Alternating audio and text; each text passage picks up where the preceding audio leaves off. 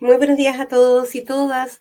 Después de un largo fin de semana y unas fiestas patrias muy intensas vividas en todo el país, con lluvia en algunas zonas, con días festivos y muy calurosos en otras, el país se prepara para vivir el último trimestre del año.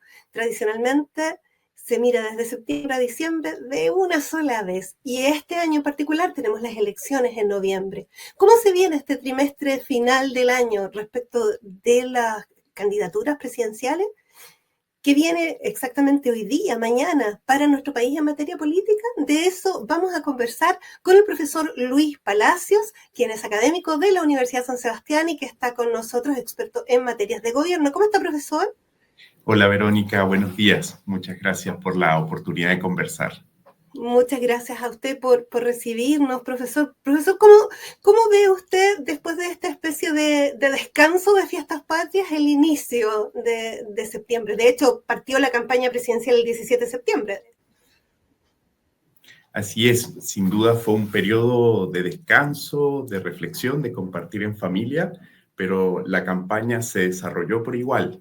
En particular, la participación de los candidatos en las distintas actividades como el Te Deum o la parada militar da cuenta de la presencia activa de los 8 candidatos movilizándose por el país, enviando su mensaje al electorado. Y esto hay que destacarlo. El arzobispo de Santiago llamó a los candidatos a que su actuación fuera una clase magistral de civismo y respeto, porque no se trata solo de conseguir votos, sino también de reconstruir la confianza entre la ciudadanía y la clase política. Exacto. ¿Y usted cree que pueden hacer eso? ¿Serán buenos alumnos para eso? Porque a la campaña, lo previo a ese mensaje fue muy fuerte, con intercambios de cosas muy fuertes, muy polemizados, muy duros. Claro, aunque es el llamado que realiza el arzobispo, resulta especialmente complejo en el tiempo que vivimos. Recordemos que la historia reciente de Chile se caracteriza por una tensión entre la polarización y la construcción de consensos. Hoy la tendencia es la polarización, probablemente mañana sea la necesidad de construir consensos, porque hay que tener en consideración que el electorado en los últimos tiempos ha sido especialmente pragmático. No necesariamente ha premiado las posiciones extremas, sino que en situaciones, y recordemos los 2 procesos constituyentes que hemos vivido, el electorado ha optado por decisiones que se entienden resultan ser pragmáticas o no benefician a posiciones extremas. Y es muy probable que la campaña que veamos de aquí a noviembre sea una campaña que busca, por una parte, sin duda, posicionar los temas centrales que preocupan hoy a la población chilena, como son la seguridad y el orden público, la situación económica y de desempleo y, por supuesto, la preocupación central de desafección política, pero también, evidentemente, cada uno de los candidatos va a buscar hacerse de la confianza de electores que hoy no confían en ellos. Recuerden que tenemos 2 candidatos que representan polos diferenciados a la cabeza de las encuestas. Por una parte, Janet Jara, que es la candidata de la coalición oficial, y por otra parte, José Antonio Kast, que lidera a fuerzas políticas de una derecha que no es la derecha tradicional chilena, o al menos no la que ha gobernado Chile en los últimos años.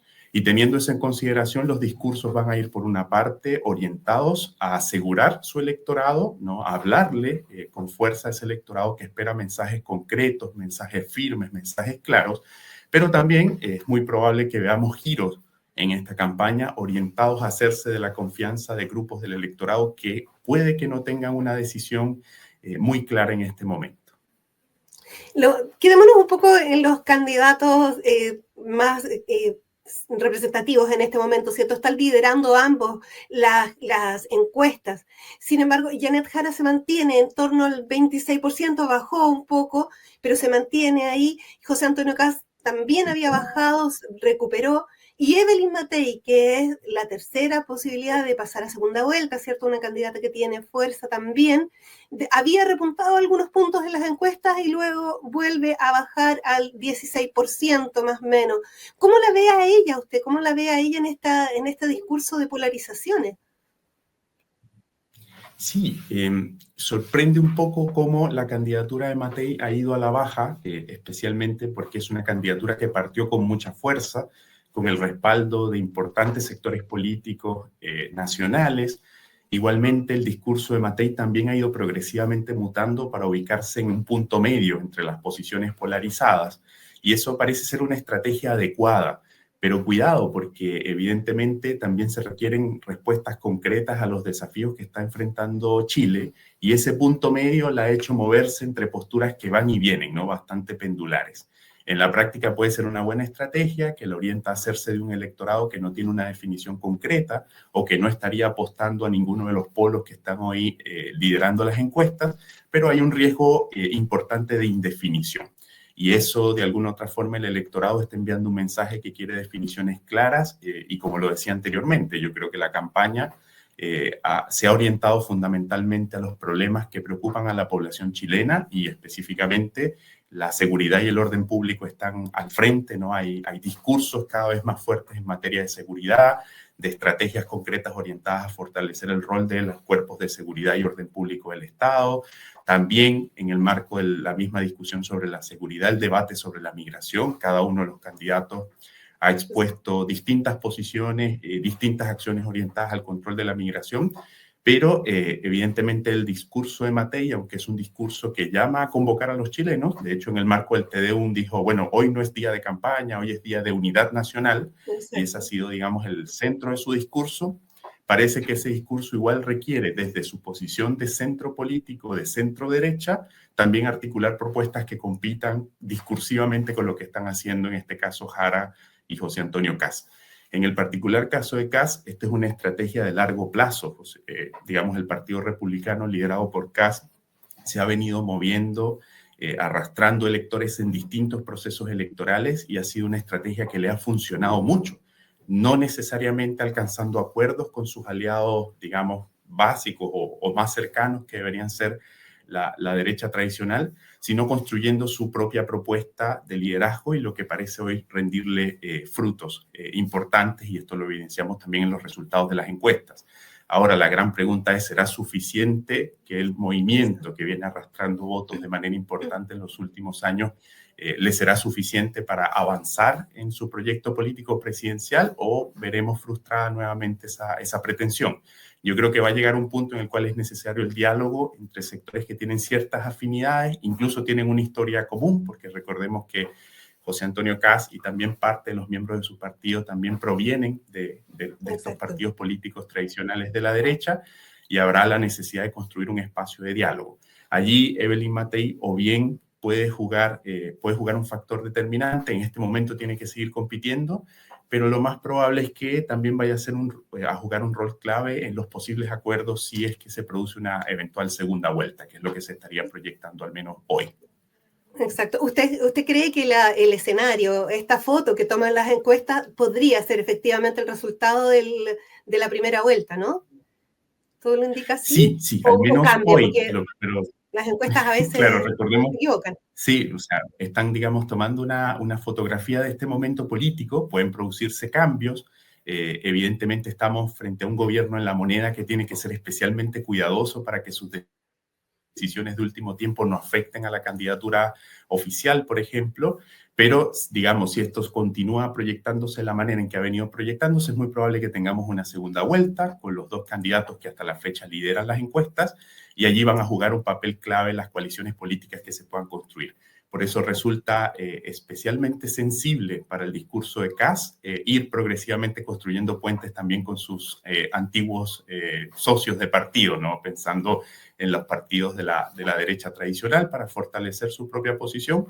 E igualmente en el sector oficial es muy probable que deban trabajar en profundizar la confianza, recordando que hoy lidera la coalición de izquierda chilena el Partido Comunista, quien habitualmente era un socio quizás minoritario que acompañaba en distintos gobiernos, pero hoy es quien asume el liderazgo de la coalición, y eso produce una coalición que tiene problemas internos, y algunos de ellos se evidencian públicamente. Exacto. Quedémonos un segundito en el gobierno y luego volvemos a los candidatos, porque el gobierno está enfrentando hoy un paso importante. El presidente Gabriel Boric está en Estados Unidos iniciando la Asamblea Mundial de la ONU, ¿cierto? La Organización de Naciones Unidas cumple 80 años y lo celebra hoy. El presidente Boric tiene que estar allá, tiene que hacer su último discurso ahí, y se ha hablado muchísimo de que tenga cuidado ha sido esa un poco las palabras, que tenga cuidado con el discurso, que tenga cuidado con las relaciones exteriores de Chile. ¿Cómo ve usted esa parte a la luz de la Sí, campaña inicial bueno, también? claro. Al igual que la política local, la política global está especialmente frágil. Estamos, digamos, en un contexto que resulta bastante complejo, en particular el rol que ha asumido la administración Trump respecto a sus múltiples relaciones. Lo hablamos en alguna oportunidad cuando nos referimos en una ocasión al tema relativo a los aranceles impuestos por Donald Trump en función de más o menos amistad o afinidad con los líderes políticos. Y en ese caso, el llamado a la prudencia que se realiza al presidente Boric es bastante importante. Sin embargo, Chile institucionalmente ha tenido una posición internacional que lo dota de un respeto global muy relevante. Y sería interesante que el presidente Boric, aún guardando la prudencia necesaria, especialmente en la relación con los Estados Unidos, pueda reivindicar la posición chilena respecto a asuntos que inciden y que afectan directamente a Chile. Pensemos que hoy regionalmente, en el particular caso de Venezuela, persiste la situación de violaciones masivas a los derechos humanos en Venezuela y Chile, en todos sus gobiernos y como parte de una política de Estado, ha sido especialmente crítica de lo que ocurre allá, especialmente luego del 28 de julio del año 2024, en el que se produce un fraude electoral manifiesto y se esperaría que el presidente Boric tenga una posición firme en este escenario global. También el presidente Boric ha tenido una posición clara respecto al conflicto entre Ucrania y Rusia y es muy probable que haga referencia en este escenario global a ese conflicto. E igualmente, donde se esperaría mayor prudencia es en el modo en el cual se refiere a las relaciones con los Estados Unidos, especialmente porque estamos en un proceso de negociación respecto a los aranceles.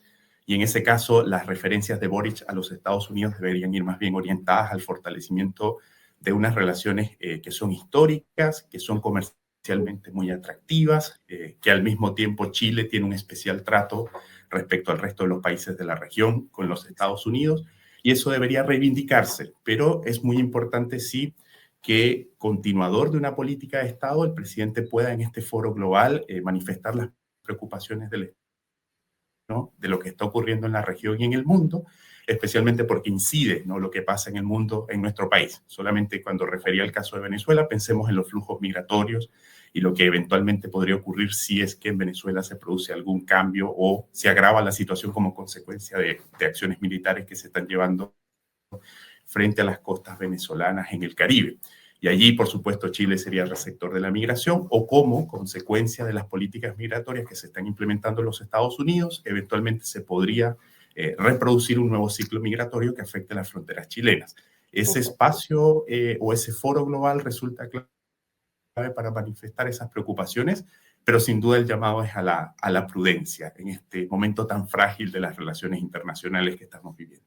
Exactamente. Y respecto a la situación del pueblo palestino, que en Chile es particularmente importante también, ¿cierto? Es el lugar con mayor cantidad de descendientes de palestinos en el mundo después de Medio Oriente. Sí, sí, efectivamente, y es muy buena pregunta, Verónica, porque claro, eso también va a estar probablemente en el centro del discurso que pronuncia el presidente Gabriel Boric. Sin embargo, lo sensato sería reivindicar la posición humanitaria que ha sostenido Chile, que incluso lo ha llevado a ser un Estado receptor de personas refugiadas provenientes de Palestina, reivindicar esa posición nacional, procurar apoyos para que Chile siga siendo un país receptor de personas que están siendo desplazadas como consecuencia del conflicto en este momento, y evidentemente sumarse a lo que han hecho buena parte de los estados del mundo, de procurar un llamado al cese de las hostilidades, a la construcción de una salida negociada que garantice, por supuesto, los derechos de todas las personas. Lo que se está viviendo actualmente en Palestina es una situación humanitaria compleja. Se han cometido atrocidades, crímenes graves en el marco de este conflicto armado y probablemente sea tiempo de parar y se esperaría que Chile tenga una voz que, si bien no asuma una confrontación directa con las potencias que están detrás de este conflicto, sí se sume al llamado que han realizado distintas naciones a la construcción de una salida negociada al conflicto. Exacto. ¿Qué tan importante, nos vamos a salir un poco del tema, profesor, pero qué tan importante es el reconocimiento del Estado palestino en este contexto de la Asamblea número 80 de la ONU? De hecho, ya lo hicieron algunos países Sí, ayer, espero que hoy día sean 5 o 6 más, ¿no? Sí, o sea, históricamente hay distintos periodos en los que se han producido reconocimientos a la existencia del Estado palestino. Hoy lo relevante es que lo están haciendo potencias muy importantes, ¿no? Pensemos el día de ayer, me parece, hace unos días, Canadá reconoce al Estado palestino y a su autoridad. Igualmente el Reino Unido también ha hecho una manifestación en ese sentido. Entonces, parte del reconocimiento busca que esta nación, que históricamente se ha caracterizado por desarrollarse en el marco de conflictos complejos, sea reconocida, además de ser reconocida, sea parte del aparato de la comunidad internacional, y puede que este reconocimiento también contribuya a la búsqueda de soluciones mucho más efectivas.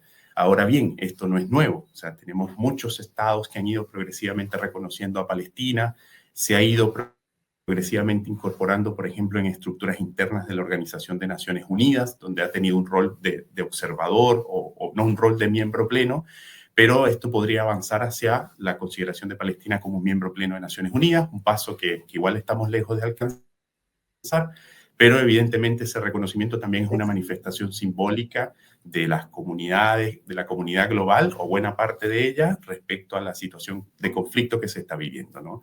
Y un poco debería mover a Israel hacia identificar quizás la oportunidad de negociar cuando importantes aliados de Israel también están dando este paso de reconocimiento al Estado palestino.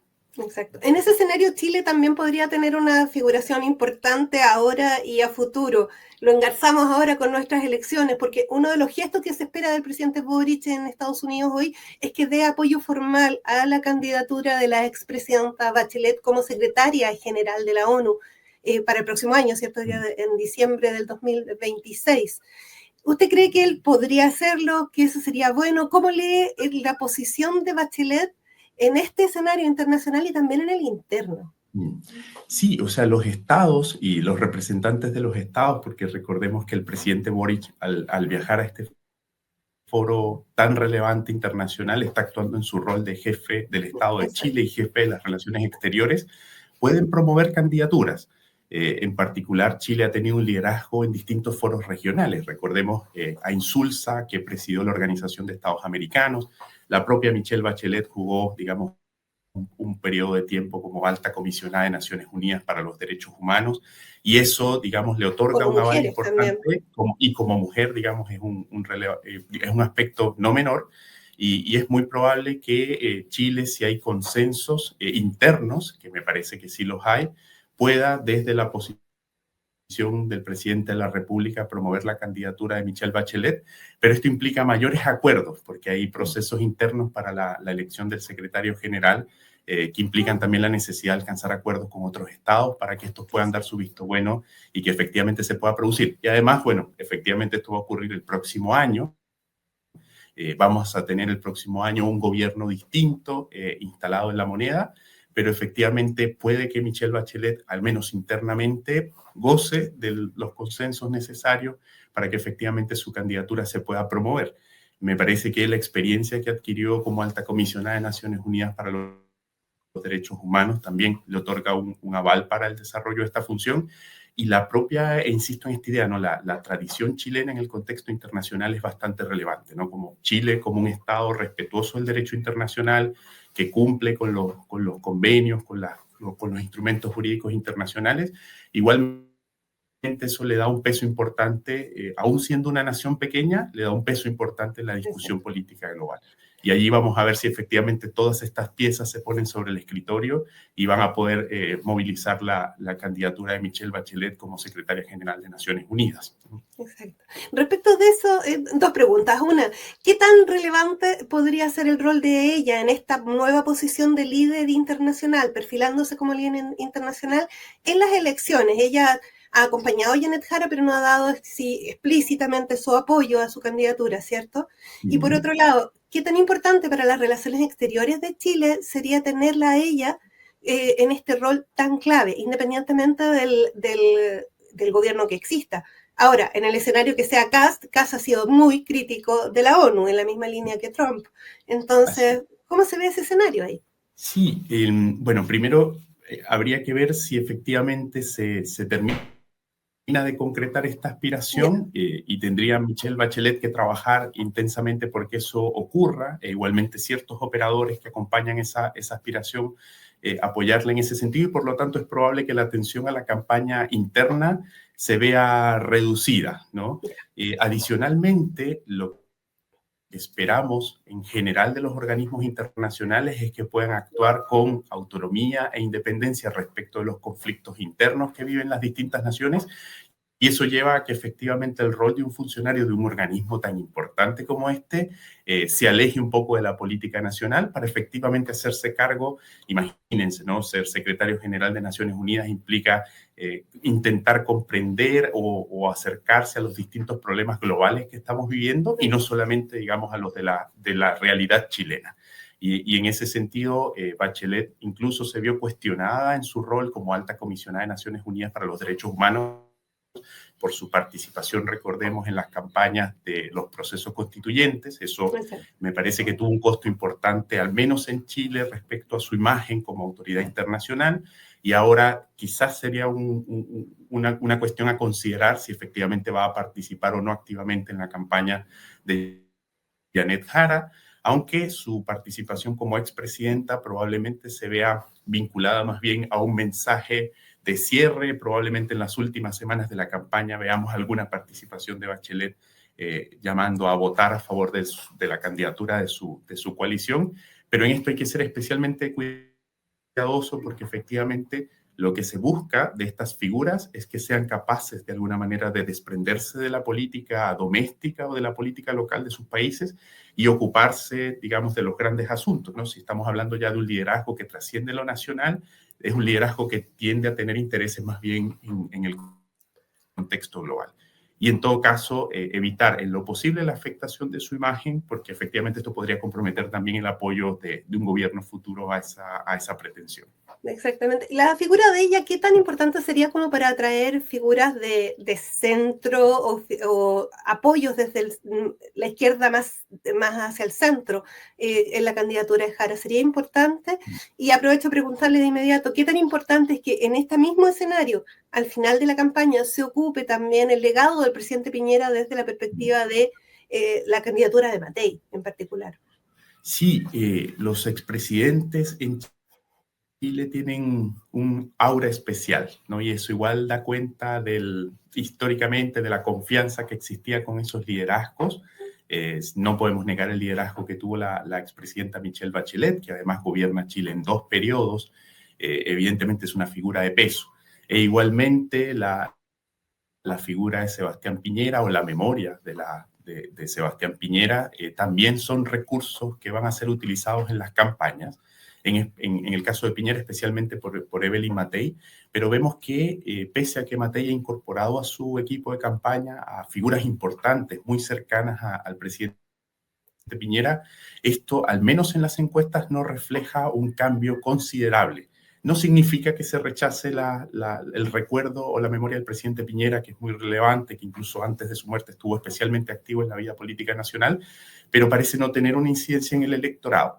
E igualmente, en el caso de Bachelet, recordemos que también fue un recurso utilizado en el marco de la campaña de los procesos constituyentes y tampoco tuvo el efecto esperado. Entonces, parece que estas figuras, aunque son voces que validamos por su experiencia, a las cuales institucionalmente se les reconoce una influencia importante en la opinión pública, puede que ya sus voces no sean tan relevantes en los debates políticos contingentes, sino que más bien se espera que puedan, al menos en el contexto de Bachelet, representar a Chile un escenario global tan importante. Igualmente el caso del presidente Frei en su momento también representó a Chile, pero en contextos internacionales y jugaron un papel fundamental. Pero parece que ya en la política de la campaña cotidiana esas voces no están teniendo el peso que al menos quienes promueven su participación esperan. Veamos si ahora esto puede inclinar la balanza, pero teniendo, digamos, referencias de las experiencias pasadas, las voces de los expresidentes no inclinaron la balanza por una u otra opción. Exacto. Profesor, nos queda muy poquito tiempo. ¿Cómo cree usted que tiene que ir ahora la estrategia de los candidatos en este tiempo que queda. Ya empezó la propaganda electoral, ¿cierto? Y el 17 de octubre empieza también la campaña en los medios audiovisuales y en las calles. ¿Qué deberían hacer? ¿Cómo deberían actuar en esta etapa? Sí, bueno, hay un factor que sigue generando incertidumbre en los resultados, que es el voto obligatorio. Y eso implica que hay un porcentaje importante de la población que no manifiesta su posición en las encuestas Exacto. o no le expresa con sinceridad o suficiente claridad y que pueden en definitiva terminar inclinando el resultado de la elección por una u otra opción. Aquí resulta clave que los candidatos dejen de hablarle todo el tiempo a su mismo sector. Por ejemplo, en el caso de José Antonio Kast, discursivamente ha trabajado muchísimo por amalgamar su propio sector, porque sus seguidores escuchen lo que quieren escuchar, pero resulta importante, por ejemplo, en el caso de Kast, también empezar a abrir la puerta a sectores más moderados, a la centroderecha, reconocer algunas políticas valiosas que se han desarrollado en los gobiernos de derecha que gobernaron Chile posterior a la dictadura militar. En el particular caso de Jara, digamos, el viacrucis es más interno, ¿no? La procesión va por dentro porque efectivamente su trabajo debe estar orientado a consolidar a su propia coalición, que es una coalición que incluso ideológicamente tiene contradicciones importantes, ¿no? Recordemos que esta convoca a la izquierda, a la centroizquierda, pero allí están conviviendo partidos que incluso en su declaración de fundación de sus partidos tienen contradicciones importantes y hay que trabajar precisamente en la construcción de un acuerdo que le venda al país la posibilidad de gobernabilidad, aún en esa diversidad de fuerzas políticas que están integrando ese sector. Y en el particular caso de Evelyn Matei, aunque resulta clave que se está jugando las fichas en la moderación, también esa moderación se entiende como indefinición en ciertos temas. Entonces se requiere mayor claridad, mayor definición, porque efectivamente parece que el país no quiere solo continuidad, sino que los problemas que estamos enfrentando implican también innovar en las respuestas que estamos dando a los problemas. Entonces, resulta clave hablarle a ese electorado que no tiene una definición clara e igualmente a ese electorado que, aunque tradicional vote por la izquierda o por la derecha, también pueda sentirse seducido por discursos que sean atractivos, porque si los candidatos se limitan solo a esos sectores, evidentemente no van a sumar mayores voluntades. Y aquí vemos que la polarización igual está dejando un sector de la población que aún no tiene una decisión tomada. Y hay que hablarle a ese sector. Y lo otro que resulta muy importante es hablarle a los jóvenes chilenos, jóvenes que están desafectados de la política, que no están preocupados por el acontecimiento público, pero que igual están obligados a votar. Y van a votar de manera probablemente desinformada. Y entonces, para que no lo hagan, los candidatos tienen que hacer un esfuerzo comunicacional por tratar de llegar o hacer llegar sus mensajes a esos jóvenes que están en edad de votar, que están obligados a hacerlo, pero que no están especialmente preocupados por la campaña. Y ahí yo creo que hay un nicho electoral muy importante. ¿Qué tan importantes son las redes sociales ahí? Son claves y hay candidatos que lo están haciendo muy bien porque han entendido que esa es la vía de comunicación. Ya no es este medio, no son los medios tradicionales, sino que efectivamente la campaña se resuelve voto a voto en TikTok, por ejemplo. Y hay candidatos que están trabajando con mucha fuerza porque precisamente entienden que ese electorado es un electorado que no tiene una definición en este momento, que puede terminar siendo clave en cómo se resuelve la elección, y le están hablando a ellos. Y otra cuestión que resulta central, y un Pero poco ahí vuelvo lo a la están idea haciendo también los candidatos que tienen menos votos, ¿no? Marco Enríquez Ominami, Parisi, por ejemplo. Claro, pero Kast, por ejemplo, su estrategia, y no, digamos, no es solo en esta elección, sino históricamente ha sido una estrategia que ha hecho uso de estos recursos, e igualmente, por supuesto, Parisi es un genio de esta comunicación alternativa, ¿no? Porque convoca a un electorado distinto. Pero también igual hacer un llamado, sumarnos un poco al llamado del arzobispo de Santiago a que no todo vale, sino que efectivamente tenemos que jugar con las reglas de la democracia, recordar La que en campaña 4 años sucia más por redes van a haber sociales nuevas también. elecciones, evitar precisamente la campaña sucia, la destrucción del otro, recordar que este no es un debate que está orientado a la destrucción de las personas y de sus ideas, sino que efectivamente se trata de convocar a la ciudadanía para que tome una decisión y esa decisión en 4 años más probablemente pueda cambiar. Hay que hay que cuidar la democracia y eso es muy importante en este tiempo. Perfecto, profesor, nos vamos a quedar con esa reflexión. Muy buenos días, muchas gracias. Gracias, Verónica, que estés muy bien. Hasta Gracias, buen luego. día. Hablábamos con el académico de la Universidad San Sebastián, Luis Palacios, experto en gobierno y en relaciones internacionales también, respecto de cómo viene la campaña, reforzar los mensajes, redes sociales, decía él, y también atención a lo que está pasando a nivel internacional. Los invitamos a informarse sobre esto a través de nuestras redes. Gracias, buen día.